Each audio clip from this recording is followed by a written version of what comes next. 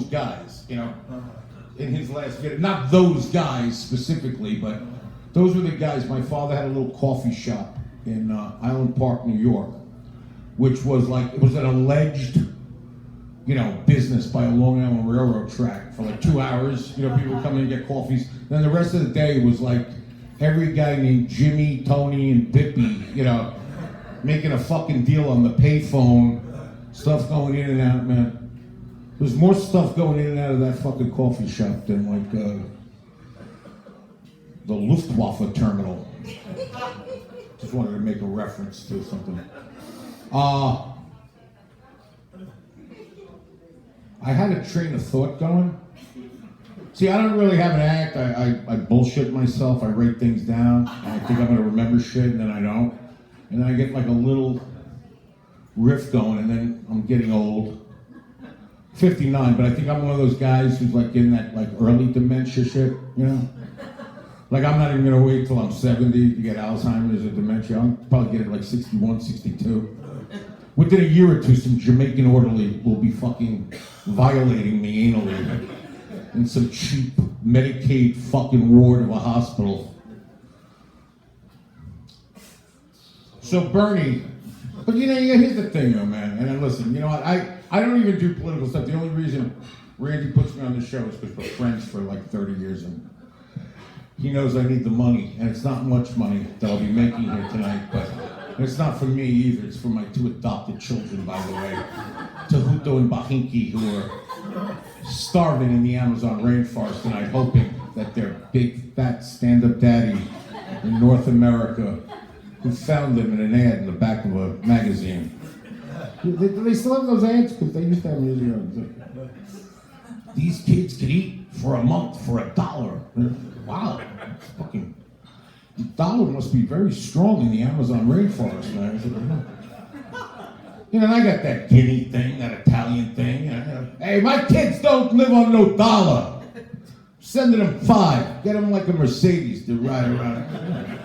For $1, if you could eat for a month, you figure for 5, you grab like an 8-ball of Coke, something.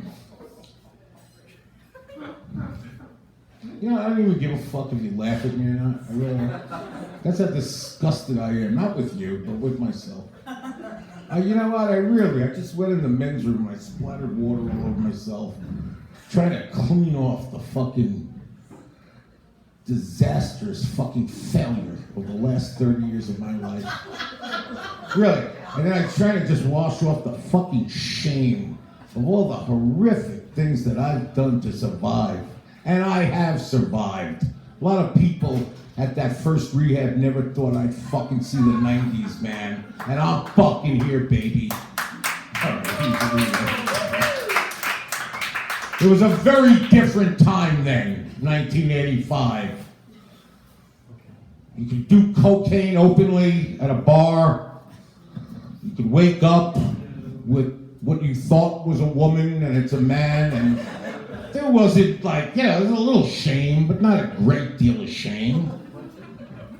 Because usually there'd be some booze left over to just wash down that fucking taste in your mouth and go, yeah, that didn't happen, man.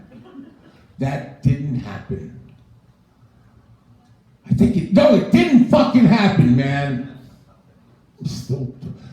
Ed Figueroa. Are you any relation to the Ed Figueroa pitched for the Yankees back in the 70s? That was a long time ago, man. Well, we were both there, sadly, so no relation, huh?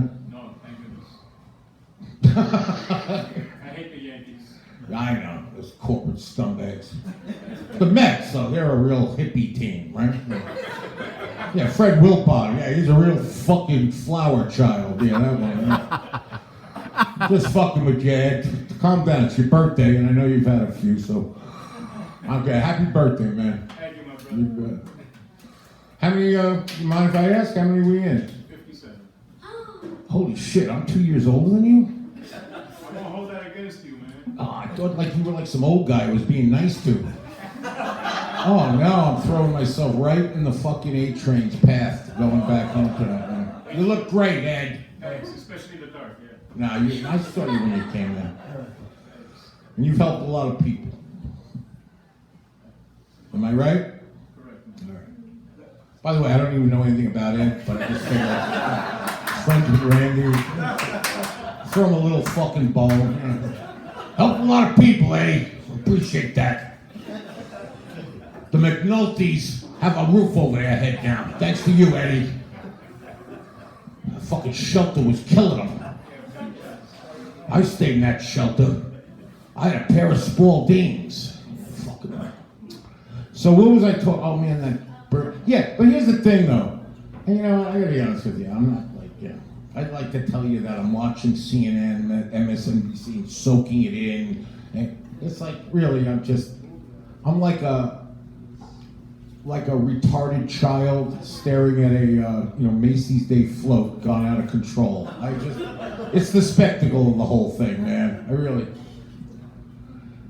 But Bernie, I gotta say, he's the only one that actually feels human to me. You know, I mean, these Republicans are just it's like an outpatient fucking group at some it's like guys that weren't even on drugs, just like guys with emotional problems who were like businessmen.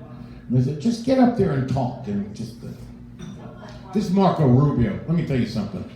Not only should he be the president of the United States, this guy should just be dragged into a street and beaten with a fucking, and I don't advocate violence, really I don't. Look at this fucking little scumbag. And this Ted Cruz I literally, it's like, hold on a few minutes before you start bringing God into everything. It's like, I want to thank God! And by the way, what is it with these two fucking guys? They haven't, I guess, Cruz did eke out Iowa, but they really haven't won much. But every speech they give, they act like they just fucking got the nomination, I want to thank the great, just fucking thank you. At least Trump, you know what he is up front. He's a scumbag and he's proud of it.